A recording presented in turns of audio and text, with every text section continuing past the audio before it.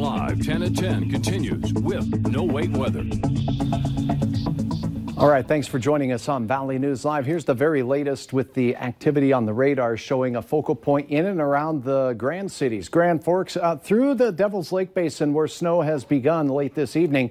Lower accumulations there, and they're expected to be lower. That stream extends down toward the capital city. Jamestown and Ellendale still seeing snow in the area, but look at this. Around the Sisseton Hills, elevated or enhanced, I should say, snow potential continues there. And then we have more development of snow in and around St. Cloud, drifting north towards Park Rapids and Wadena. Fergus Falls seeing development that's moving into the FM area. So our snow machine continues cranking out flakes into this very late Thursday night. Sisseton, there's your heavier band of snow. And look what's moving into Fargo and Kindred now, another band that will change the view on our tower cam time lapse. Here is a look in the Lakes Country area heading towards the Cormorant Lakes chain and the Pelican Rapids area band of snow. Now Grand Forks and particularly just to the south, we've seen these bands of heavy snow, dark blues and even some whites through the evening. So some very rapid accumulation of snow.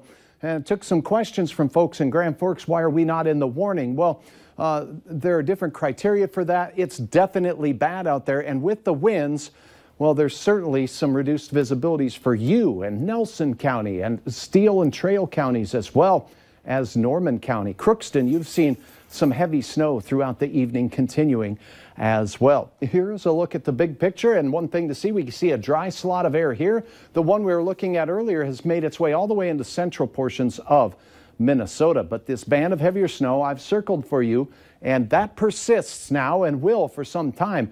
Now, we already have 6 to 12 inches of snow in the Twin Cities, with more developing there, 14 down near Ortonville, 25 south of Aberdeen, 7 or so here in the Fargo-Moorhead area, 11 down to the south in Richland County, with 4 in Grand Forks, and the snow will continue to add on top of that.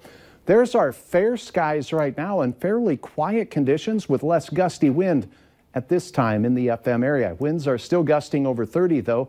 Feels like 12 when the thermometer says, yo, it's 27 out there. 30 in Roseau, 28 Grand Forks and in Devil's Lake, and 27s for the Detroit Lakes area and Fergus Falls, 24 for Paul Bunyan. Reduced visibilities across the board until you get to the far northwest here where there's a little bit less in the way of snow. Your hour-by-hour forecast shows the heavy bands up north and over the valley will continue, particularly over the Red River Valley all night long. It won't be as heavy as the band that dumped the 6 to 7 inches between noon and 7 p.m. tonight in Fargo, but it's going to be persistent on and off throughout the overnight. Wind will still be persistent as well, although not quite as strong as the 40-mile-per-hour gusts we had earlier. Through the early half of the day, the snow continues from the southern valley through north-central portions of Minnesota. Snow showers continue into the evening, so road crews are going to have a lot to battle. The winds and additional snow falling on top of the piles we already have. Finally, the model says things start to wrap up by late tomorrow night. Temperatures all day in the 30s with north winds. So here's a look at the additional snow that we expect overnight from the Red River Valley, where we saw that focus into northwest Minnesota. Some could see an additional 6, maybe 12 inches of snow. Bemidji, if you have 11 already, that could really add up. For Fargo-Moorhead, we've got that 7 inches on the ground. I expect 2 to 6 more. Likewise for Grand Forks County and maybe into western Nelson County, 2 to 6 inches. Elsewhere, an additional 1 to 3. So what does that mean over the storm total? Yeah, ridiculousness down in South Dakota and parts of Richland County. Not so fun here throughout much of the Red River Valley and Lakes Country of Minnesota. And still shovel trouble in the Devil's Lake Basin. Temperatures near 30 all day. North winds all day, 15 to 30 miles per hour, and periods of snow showers as opposed to the onslaught we saw today. Widespread temperatures in the low 30s, so we just paint it with a broad brush there. And speaking of a broad brush, there's Dilworth's beautiful water tower. Thanks, Paul, for showing us your wintry photo.